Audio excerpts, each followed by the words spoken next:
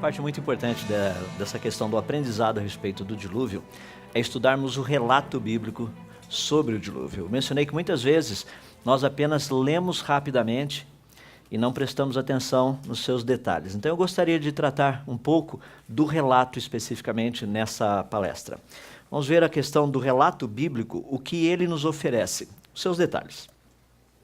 Quando nós pegamos o relato bíblico do dilúvio, nós encontramos praticamente nos capítulos 6, 7, 8 e 9, parte do capítulo 9 do livro de Gênesis. Ali nós temos uma descrição, um resumo, aqui nós temos uma descrição do resumo do que é tratado. Nós tratamos esse texto trata da destruição da humanidade, destruição dos animais, destruição através de um dilúvio global, construção de um grande barco, que foi a arca que Noé construiu para a salvação tanto dele quanto sua família, também dos animais, que essa destruição global foi causada pela ira de Deus e do reaparecimento dessa raça humana, dessa cultura, da civilização, também dos animais após o dilúvio. Então essa é a informação básica, se nós fôssemos condensar todos esses capítulos, essa é a informação que nós temos ali. Nós precisamos olhar os detalhes também, porque no capítulo 5 de Gênesis, nós encontramos algo muito interessante falando do próprio Noé e da sua genealogia. Então, o pacote todo, do capítulo 5 até o capítulo 9, nós teríamos a genealogia de Noé, um conhecimento geral do que teria sido essa cultura pré-diluviana que foi destruída, essa civilização, o anúncio do dilúvio, a arca de Noé e a sua construção, a preservação dos animais, o dilúvio propriamente dito, em termos de cronologia e eventos, e o final, a aliança de Deus com Noé. Então, se olharmos a estrutura praticamente, os elementos básicos do relato bíblico, são esses que nós estamos vendo aí. Uma das questões muito importantes é que muitas vezes, eu tenho citado isso, as pessoas não prestam atenção nos detalhes. Para muitas pessoas, isso aqui é mais do que suficiente. Então, nós já resumimos o que foi o dilúvio, resumimos tudo aquilo que aconteceu. Então, agora o que nós precisamos é contar a história nas nossas próprias palavras. Não, é importante ler a história, saber os detalhes, para contarmos a história como se você estivesse presente no acontecimento. Uma das coisas que me ajudou muito a entender o dilúvio de Gênesis foi literalmente me colocar na posição de um dos filhos de Noé. Entender o que estava acontecendo. É perguntar para o meu pai por que o meu avô não estava na arca. Por que o meu bisavô também não entrou na arca. Por que os meus tios e as minhas tias, os meus primos também não entraram na arca. E assim por diante. Porque daí você começa a fazer perguntas que são práticas. Porque quando nós não nos colocamos no lugar dessas pessoas, você vê apenas Noé, seus filhos, as noras, a sua esposa, os animais, a arca, um monte de água, e fica por aí. Então nós precisamos mergulhar dentro, entender o que estava acontecendo. Uma questão muito importante do dilúvio, antes de nós tratarmos de todos os detalhes dessa narrativa, está relacionado com o quanto esse dilúvio foi tratado na Bíblia. É muito interessante porque o dilúvio foi tratado pelos profetas como um fato histórico. Por exemplo, a passagem de Isaías, capítulo 54, dos versos 9 e 10, trata especificamente do dilúvio. Deus está falando através do profeta desse dilúvio que ocorreu lá no livro de Gênesis. Se você quiser, você pode até mesmo procurar em Ezequiel. Nós sabemos que ali fala a respeito de Noé também. O dilúvio foi usado pelo próprio Senhor Jesus como uma evidência. Nesses textos de Mateus, capítulos 24, versos 37 e 38, Jesus está dizendo, como foi nos dias de Noé, assim também será nos dias da vinda do Filho do Homem. Ou seja, se o dilúvio foi algo mitológico, por que nós cristãos deveríamos esperar a vinda de Jesus? Obviamente será algo mitológico também. Daí a importância de mostrar o quanto que esse evento foi real, ocorreu. Ele foi reconhecido pelos discípulos de Jesus como sendo histórico. Talvez Pedro é um dos que mais fala a respeito disso, tanto na sua primeira quanto na sua segunda carta. Ele fala a respeito do dilúvio, ele fala a respeito da arca de Noé, que representava a salvação que é possível termos em Cristo, e vários outros detalhes dessa forma. E Noé foi um ser humano real. Essa é uma das grandes ênfases que a Bíblia nos dá. Por isso que Noé aparece nas genealogias. Ele não foi um mito, alguém que não existiu. É que, muitas vezes, quando nós tratamos essa questão, e eu digo isso de uma forma muito reta e direta, muitas vezes nas nossas igrejas, na escola dominical, nós ensinamos a historinha do dilúvio. E as pessoas não sabem a diferença entre Noé e o Cebolinha, o Cascão e outras figuras que existem por aí, porque eles acham que são apenas historinhas. Não, nós não estamos tratando de uma historinha, nós estamos tratando de uma história com H. Estamos tratando de fatos que ocorreram no passado, pessoas que existiram, pessoas que tinham irmãos, irmãs e coisas desse jeito. Então é importante entendermos essa ideia. Ou seja, se você quiser conhecer mais a respeito de Noé e sua família, você pode olhar lá em Gênesis, capítulo 5, versos 29 a 32, fala especificamente da família de Noé, seu pai, seu avô, quem era essa família. Tanto em 1 Crônicas quanto em Lucas, nós encontramos também a genealogia de Noé. Ele faz parte dessas genealogias. E no livro de Ezequiel nós encontramos dois versos falando a respeito de Jó, Noé e Daniel.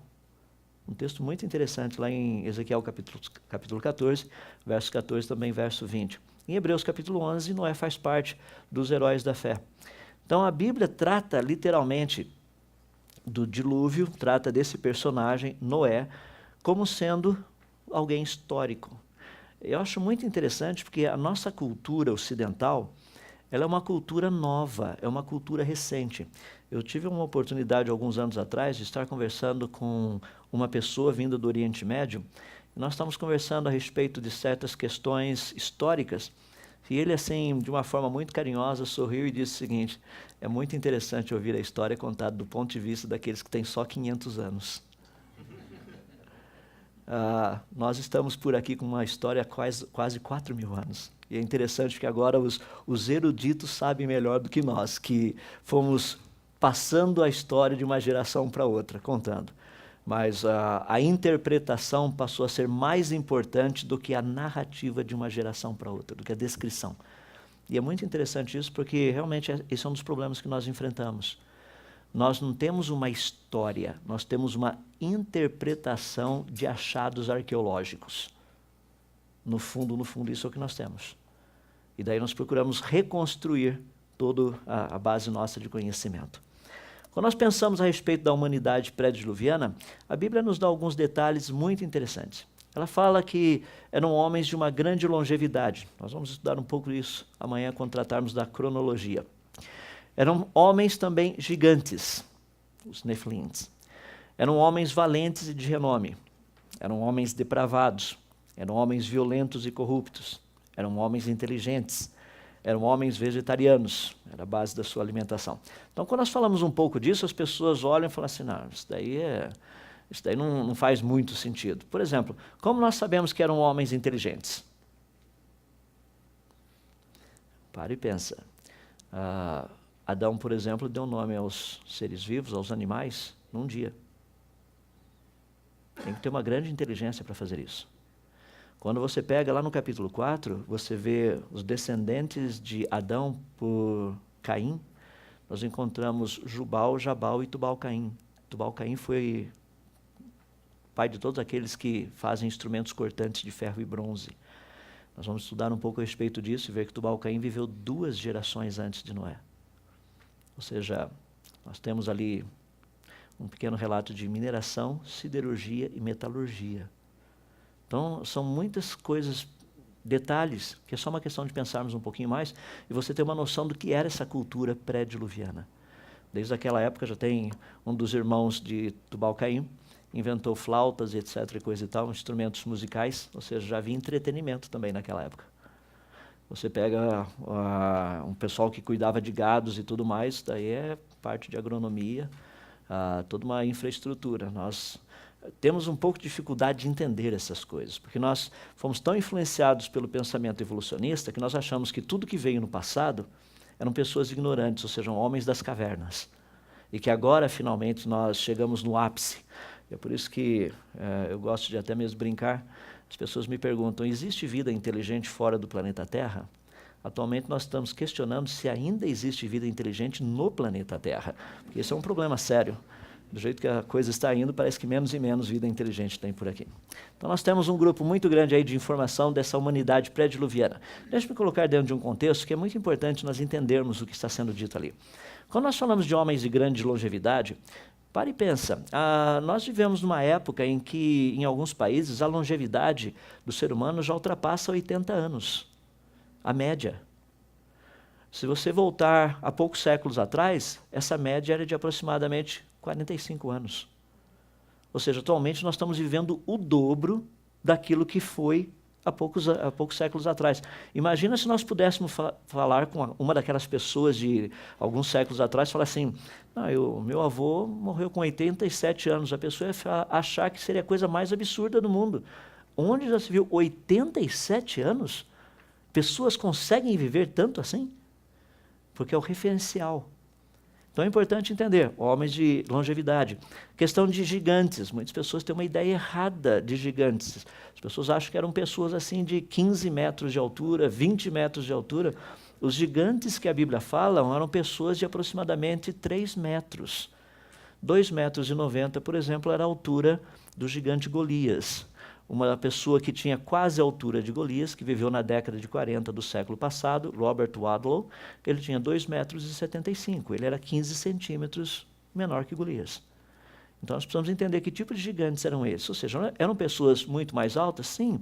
Agora, para e pensa, nós temos algumas culturas no nosso planeta, alguns países, que a média estatística da altura das pessoas é acima de 1,86 m. Há alguns séculos atrás, nós tínhamos pessoas com uma média de altura, alguns povos, que não passava de 1,60 m. Agora, imagina uma pessoa de 1,60 m encontrando alguém, como é muito comum encontrarmos na nossa época agora, alguns jogadores de basquete, por exemplo, de 2,10 metros de altura. Ou seja, essa pessoa chegaria, olharia, tem pelo menos quase um pouquinho mais, vamos ser bem retos e diretos, tem pelo menos mais meio metro de gente para cima ainda. Seria impressionante. Olha o tamanho.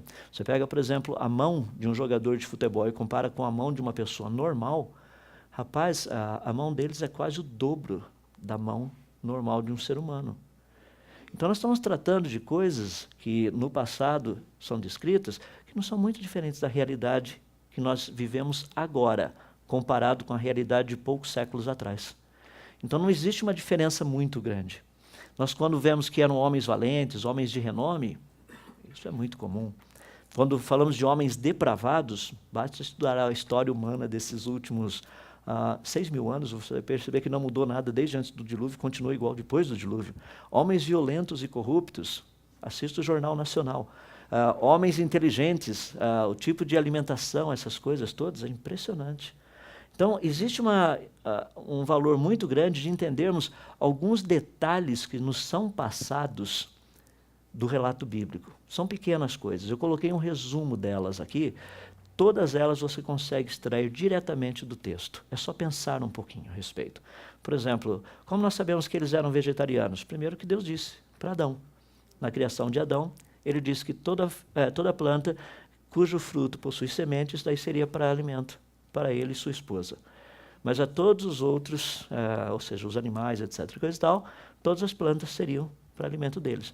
Já lá no capítulo 9, no verso 3, Deus diz o seguinte para Noé: como vos dei a erva verde, tudo vos dou agora. Deus está falando dos animais. Então havia uma dinâmica, houve uma alteração, uma mudança. Então nós sabemos que antigamente eles eram vegetarianos. Agora nós sabemos que nós somos também carnívoros. Utilizamos isso. Então, alguns detalhes do que teria sido essa civilização pré-diluviana. Seria possível ter uma noção da quantidade de pessoas na época do dilúvio? Existe uma possibilidade de termos uma ideia. Por exemplo, nós sabemos que de Adão até o dilúvio, seguindo a genealogia bíblica, 1.656 anos teriam se passado. Então, se nós pegarmos as taxas de crescimento atuais da humanidade, pegarmos metade dessa taxa de crescimento, usarmos o modelo malthusiano, que é um modelo muito geral. Na época do dilúvio, começando com 2 pessoas, 1.656 anos depois, nós teríamos por volta de 4,5 bilhões de habitantes no planeta. Nós sabemos que não era tudo isso, a quantidade deveria ser muito menor, devido a certas coisas que são citadas, por exemplo, eram homens violentos, havia uma estrutura onde morte imperava. Então, quando você coloca esses outros valores, existe uma possibilidade de estarmos tratando de 700 milhões a 2 bilhões de pessoas na época do dilúvio. Ou seja, não era apenas um grupinho, meia dúzia de pessoas espalhadas no planeta. Eu estou colocando isso aqui apenas para nós entendermos que é possível ter uma noção. Nós não sabemos se havia essa quantidade ou não, mas é possível ter uma noção. Se pegarmos os dados atuais de crescimento de população e coisas assim, fizermos um tipo de uma extrapolação, esses seriam mais ou menos os números. Lembre-se que nós estamos tratando de pessoas que, no relato bíblico, viviam 900 anos. Atualmente, nós vivemos uma média mais ou menos aí dos nossos 60, 80, talvez chegando a 90 anos. Então é importante entendermos, mas dá para ter uma pequena noção. Algumas coisas também que nós podemos conhecer a respeito dessa civilização pré-diluviana, você encontra na genealogia de Caim. Ali nós temos uma noção de como eram essas pessoas. Por exemplo, Caim foi o segundo depois de Adão, filho de Adão, foi o primeiro assassino do planeta. Eu costumo brincar que não houve nenhum assassino como Caim, porque de todos os grandes do planeta que causaram muita morte, ninguém conseguiu matar 1/4 da população. Só Caim fez isso. Literalmente, porque tinham 4 pessoas, ele matou 1, ficaram apenas 3. Então ele causou um estrago muito grande. Ou seja, Caim edificou uma cidade, então nós vemos urbanização. Eu sei que muitas pessoas têm dificuldade a respeito disso, e falam, não, mas Caim foi construir uma cidade para ele sozinho. As pessoas não entendem que nós estamos falando de pessoas que viviam 900 anos. Para e pensa na cidade de São Paulo há 500 anos atrás. Então nós precisamos entender um contexto. Nós não estamos falando apenas de uns meros 30, 40, 50 anos. Havia um tempo suficiente para a construção. Chegou uma época que Caim tinha tantos descendentes que ele falou, nós precisamos nos organizar. Vamos construir uma cidade e fazer com que a coisa funcione. Um dos descendentes de Caim foi Lameque, foi o 7º depois de Adão, na genealogia. Ele foi o primeiro bígamo da história humana, o primeiro que teve pelo menos mais de uma mulher. Foi um assassino, parece que isso roda na família. Ou seja, é muito interessante porque, diga-se de passagem, foi um assassino por questões banais. Apenas um garoto falou uma coisa que não deveria, ele foi e matou. Seria mais ou menos nos dias de hoje, eu quero teu tênis. Você fala, mas eu não posso dar meu tênis. Pronto, resolvido o problema, agora eu pego o seu tênis.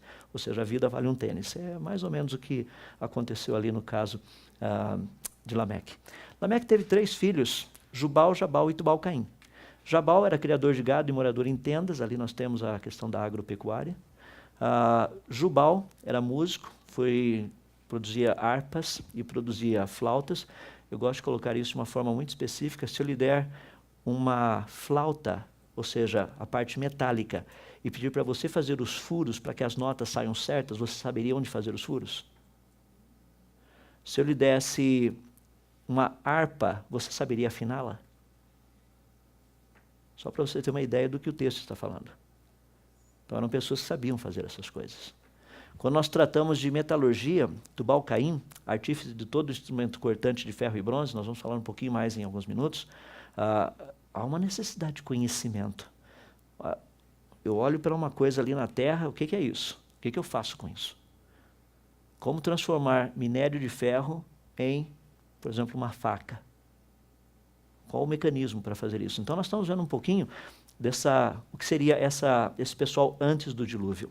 Só para termos uma noção, porque isso nos ajuda bastante, são informações muito relevantes que vêm das genealogias, e essa é a razão de termos a genealogia no livro de Gênesis, no capítulo 5, para que nós possamos entender o que está acontecendo.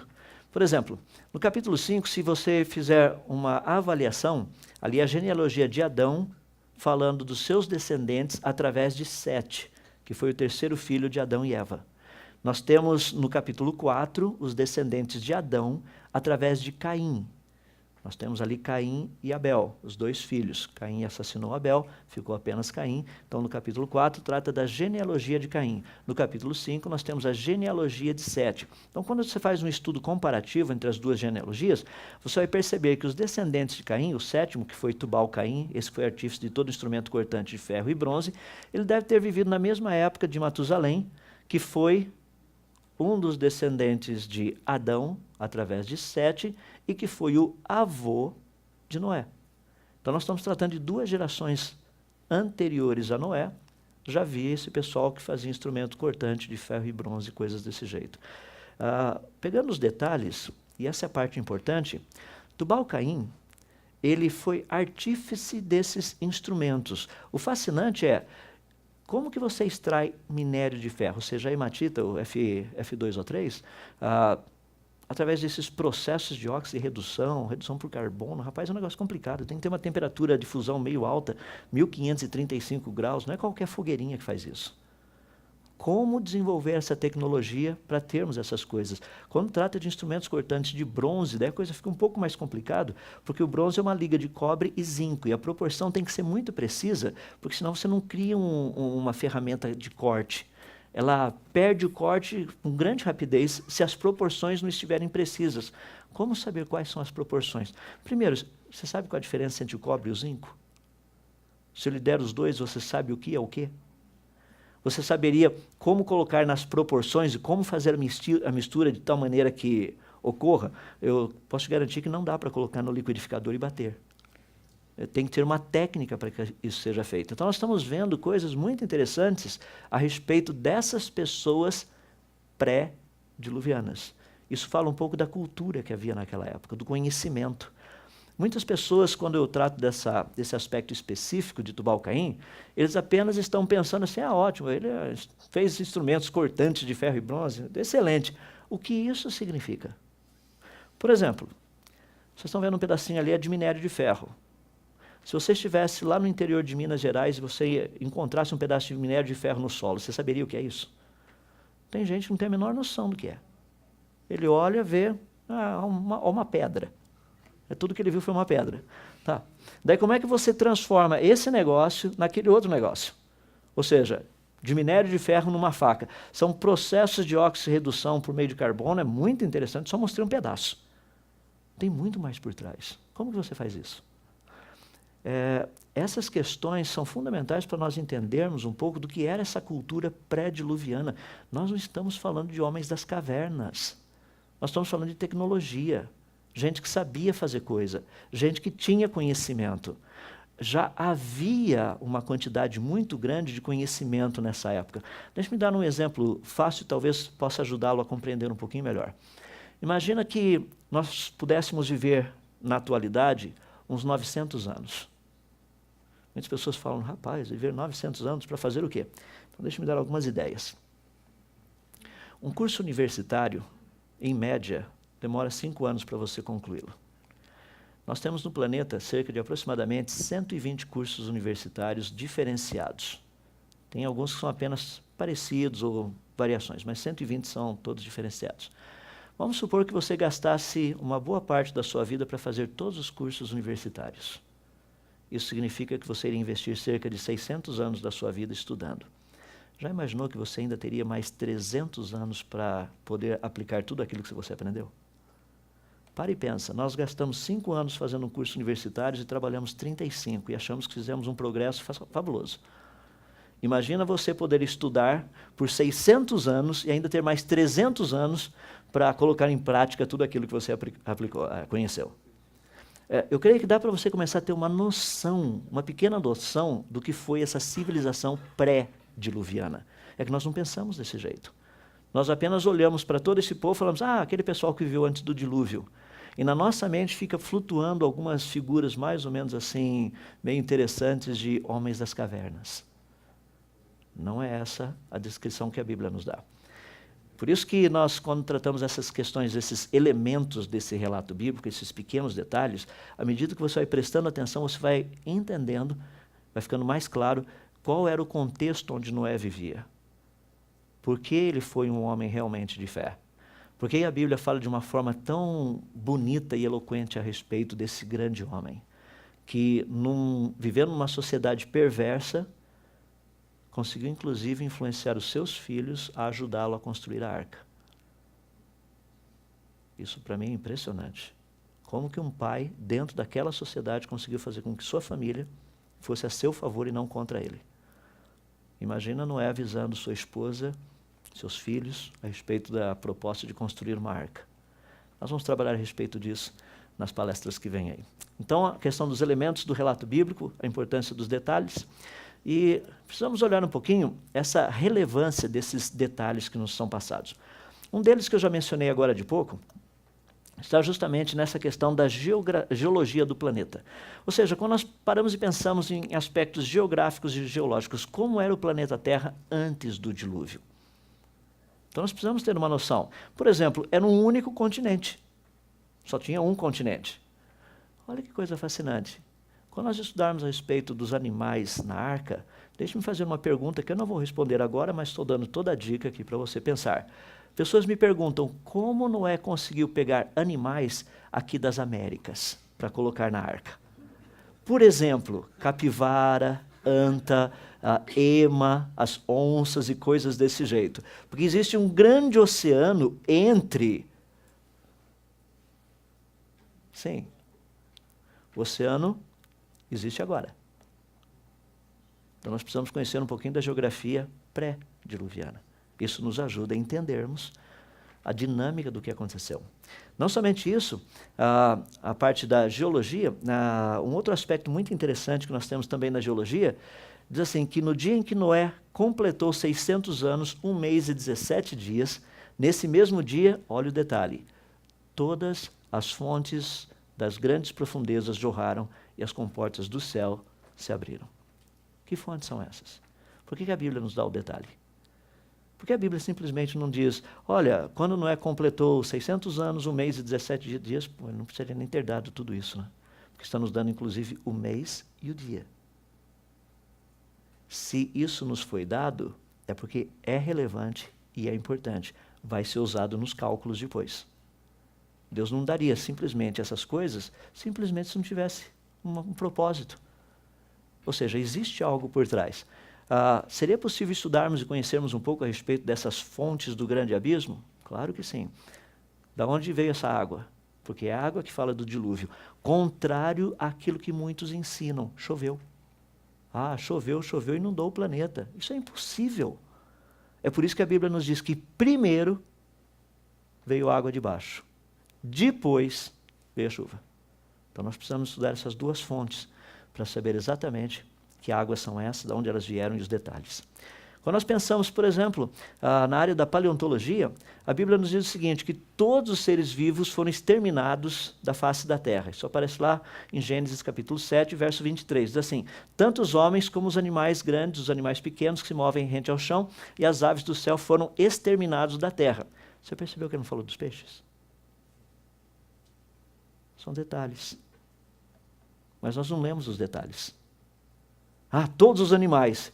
E coitado dos peixes. Coitado dos peixes. O que mais tinha no planeta era água. Daí o texto diz assim, só restaram Noé e aqueles que com ele estavam na arca. E as pessoas olham para mim e falam assim, tá vendo? E como é que fica tudo esse montão de peixe que nós temos no planeta? Todos os seres vivos foram exterminados da onde? Da face da terra. Aqueles que viviam na terra. São detalhes. O texto está nos dizendo. É que nós não lemos o texto. Daí as pessoas chegam para mim e falam assim, mas isso é muito interessante, mas os animais morreram todos afogados? Sim. Deixa evidência? Sim. Claro que deixa evidência. Diz o texto de Gênesis, capítulo 8, verso 14, no 27º dia do 2º mês, ano 601 da vida de Noé, a terra estava completamente seca. Você já viu um peixe preso num bloquinho de terra, como aquele ali? Não é muito comum, mas em situações catastróficas isso acontece.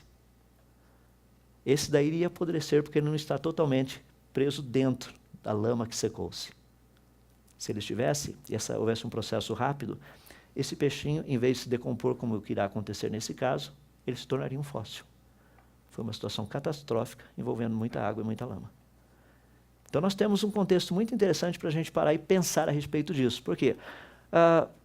Literalmente, no ano 601, no 27º dia do 2º mês, a terra já estava seca. Ou seja, desde quando essas águas todas diminuíram até ficar totalmente seco, quanto tempo se passou? Dá para fazer as contas, dá para saber o que aconteceu. Então são pequenos detalhes que nós podemos trabalhar, e nós vamos trabalhar esses detalhes. Eu estou dando apenas algumas questões do relato bíblico, ou seja, são relevantes? São. Nós precisamos olhar os detalhes. Os detalhes estão ali com um propósito. Para nós termos uma noção geral de tudo que está acontecendo, vamos tratar dessa ideia, desse rápido aparecimento de tecnologia, principalmente logo após o dilúvio. Uma coisa que fascina é o seguinte, eu mencionei para vocês que havia muita tecnologia antes do dilúvio. Mas após o dilúvio, como que fica isso? Vamos imaginar uma situação mais ou menos como essa. Suponhamos que uma catástrofe muito grande ocorra no planeta Terra e apenas você, sua família e talvez mais outras 2, 3 famílias sobrevivam. Vocês sabem, obviamente, o que é telefone celular. Vocês sabem o que é computador, você sabe o que é micro-ondas, você sabe o que é geladeira, você sabe o que é carro, você sabe o que é avião, você sabe todas essas coisas. Pergunta, você sabe fazer um? O que aconteceria após o dilúvio, após essa grande catástrofe, entre que somente você e essas poucas pessoas teriam sobrevivido, o que vocês seriam capazes de reproduzir em termos de tecnologia? Esse é um problema sério. Ou seja, a tecnologia que foi possível ser refeita após o dilúvio foi aquela tecnologia que Noé e seus filhos dominavam. E o que eles dominavam? Isso é o que a gente vê logo após o dilúvio. E é por isso que é interessante, porque dá para ter uma noção do quanto Noé e seus filhos sabiam. Porque logo depois do dilúvio você vê muita tecnologia aparecendo. Por exemplo, esse foi um estudo desenvolvido, isso foi em 2003, falando dos grandes centros de desenvolvimento agricultural no passado. E é interessante porque eles estão citando aí mais ou menos uns 5.000 anos atrás, por aí. Por exemplo, um dos maiores centros de desenvolvimento de agricultura no planeta que nós conhecemos, deu-se justamente no Oriente Médio. Eu não fico surpreso porque não era fazendeiro. É isso que a Bíblia nos diz. Ou seja, uma das áreas de conhecimento, sem dúvida, de Noé, era essa parte relacionada especificamente com a agricultura.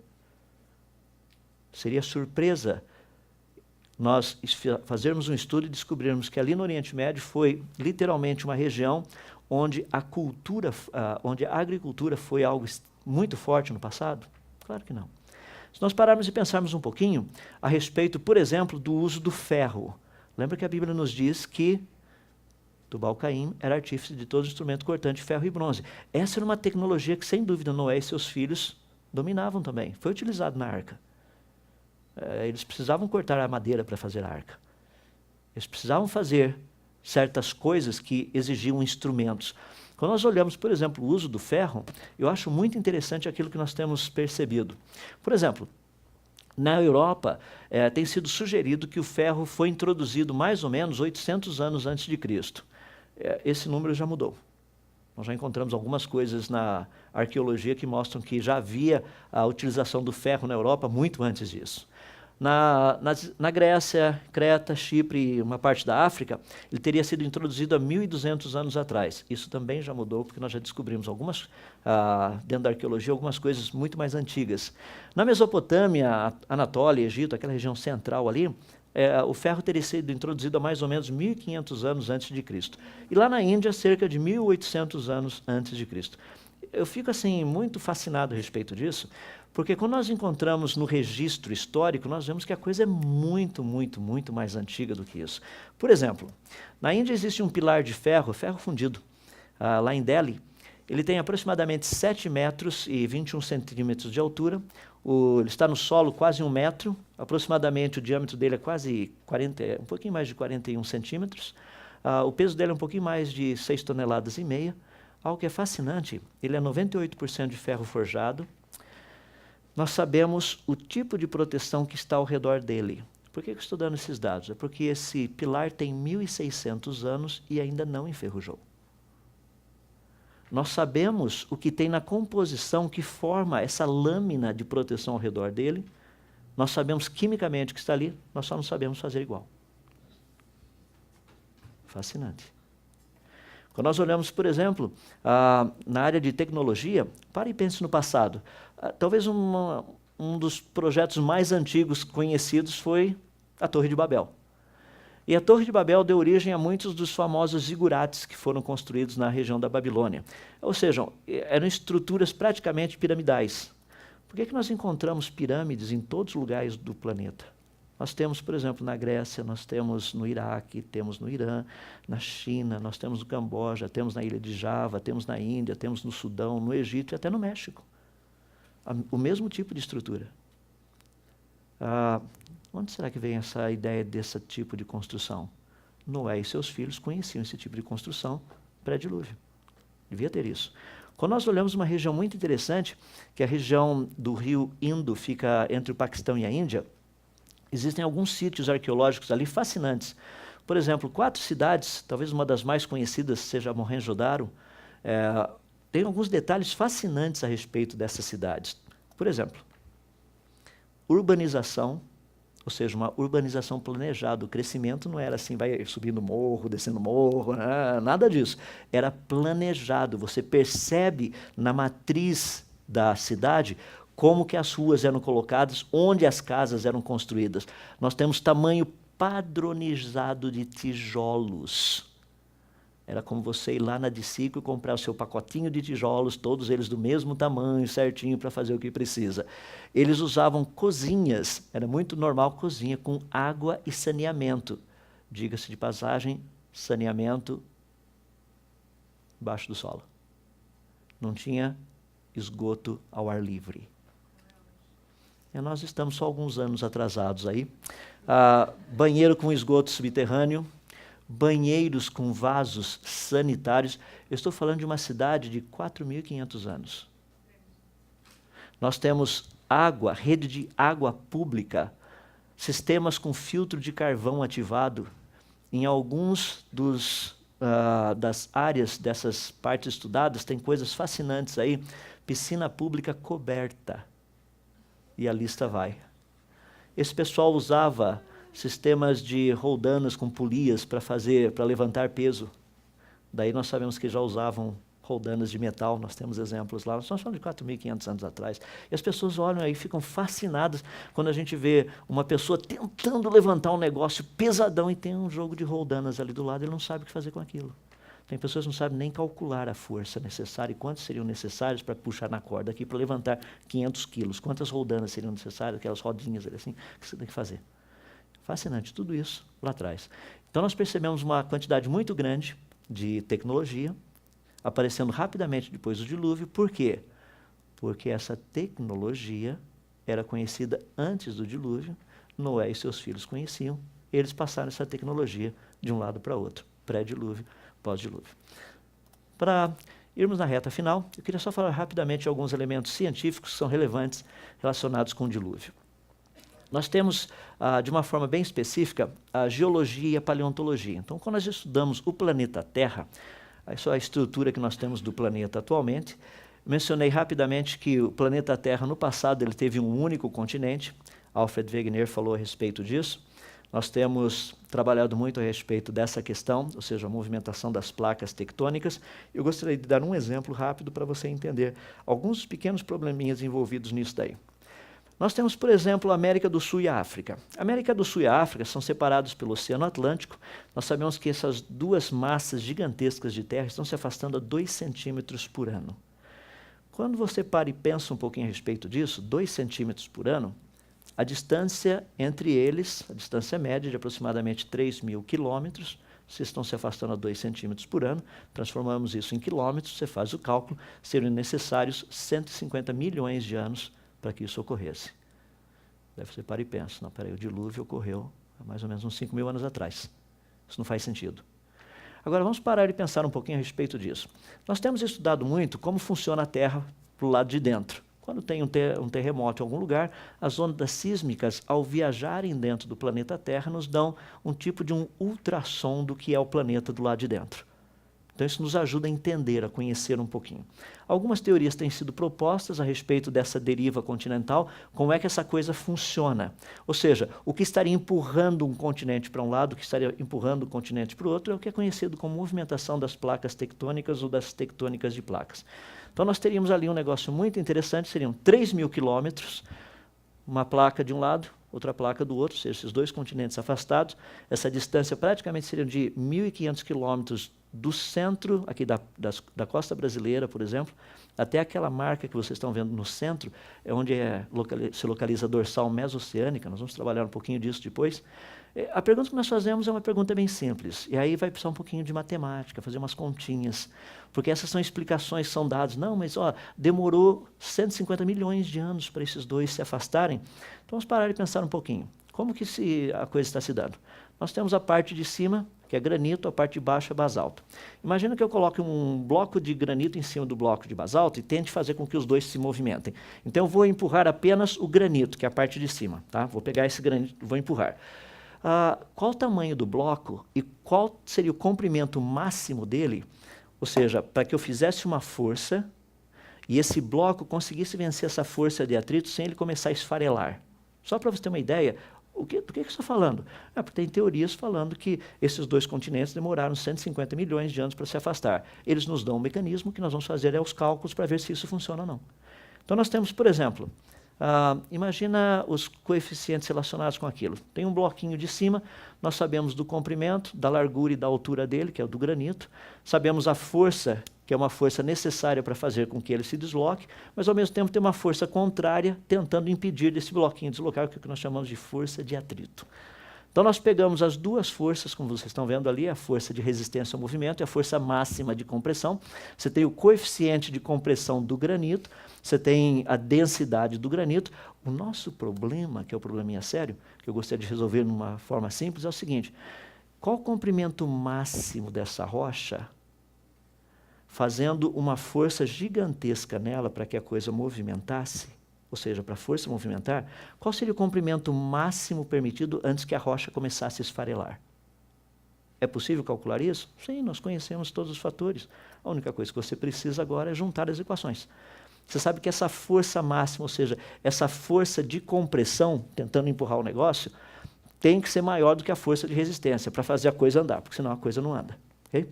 As equações não são muito complicadas, nós temos os fatores básicos lá. O que é possível fazer, que é muito interessante, é que dá para cancelar um monte de coisinha, sabe aquilo que a gente gosta nas equações, né? Quando aparece um x em cima, um x embaixo, que legal, deu para cancelar agora. Esse é o tipo de coisa que nós gostamos de fazer. Se você cancelar o pacote todo, você vai perceber que é possível transformar a equação somente dando o seguinte fator: qual seria o comprimento máximo de uma rocha, onde você criasse uma força tentando empurrar essa rocha em cima de uma outra rocha antes que a rocha superior esfarelasse. Seria mais ou menos quanto de força eu consigo fazer num tijolo tentando empurrar uma parede de concreto antes do tijolo começar a esfarelar, ele começar a rachar e pulverizar, entre aspas. Se você fizer essa continha, você vai perceber que daria no máximo 8.188 metros. 8 quilômetros. Rapaz, a distância é de 1.500 quilômetros. O que eu estou querendo dizer é o seguinte: tem que ter havido um outro mecanismo para que esses continentes se afastassem. Isso não funciona. Eu sei que esse é o tipo de conta que muita gente olha e fala assim, isso é um pouco mais difícil fazer, né? Eu concordo. Mas o que eu fiz aí não é conta que não cairia no vestibular. Isso cai no vestibular também. Não tem nada complexo nisso. É bem básico sabermos como trabalhar com essas questões. Ou seja, como explicar então a deriva dos continentes. Isso é algo interessante. Vamos estudar a respeito disso. Vamos procurar conhecer mais a respeito disso.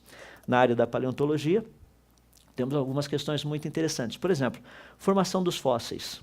Fósseis se formam em situações anormais, em situações catastróficas. Um animal ou uma planta, quando morre, ele se decompõe. Literalmente, ele não vira um fóssil. Uma outra questão muito interessante é que o bom estado de preservação em que os fósseis são geralmente encontrados demonstra que a maioria dos fósseis encontrados no registro fóssil passou por um processo rápido de sepultamento. Ou seja, essas plantas, esses animais, não ficaram expostos lá por milhares e milhares de anos, ou milhões e milhões de anos. Foi um processo extremamente rápido.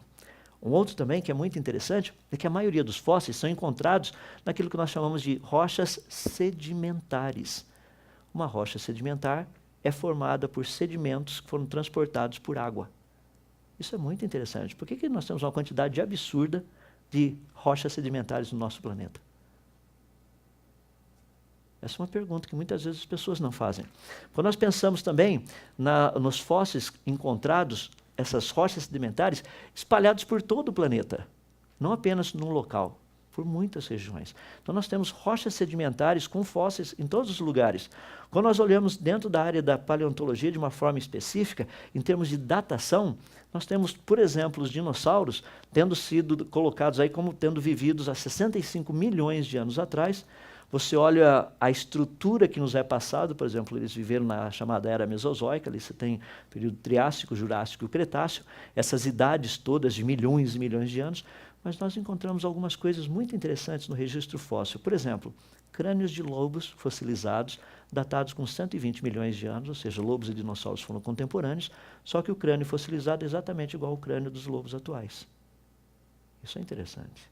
Isso significa que lobos e dinossauros, os lobos que nós conhecemos hoje, viviam juntos na época dos dinossauros. Quando você pega, por exemplo, o crânio de panda fossilizado, datado com 96 milhões de anos, isso se encaixa dentro do período que os dinossauros teriam vivido. Observem que eu estou usando a escala de tempo evolucionista por uma questão de consistência. Não estou dizendo que essas idades são verdadeiras. O que eu estou dizendo é o seguinte, usando a escala de tempo evolucionista, pandas, os nossos queridos lobos, tigres, hienas, todos eles conviveram com os dinossauros. O que isso significa? Agora nós temos um grande problema, porque esses animais conviveram no período dos dinossauros, existe uma grande possibilidade de termos dinossauros também na Arca. Eu não vou entrar nos aspectos de seres humanos e dinossauros terem convivido, eu só vou avaliar a questão de se tivesse que colocar dinossauros na Arca, o que seria feito. Mas isso que a gente vai ver nas palestras que estão vindo aí pela frente. Por enquanto a gente vai ficar por aqui, para ter uma noção dessa narrativa bíblica, dos seus elementos e da importância de estudarmos os detalhes. As próximas palestras vamos trabalhar sobre todos esses detalhes.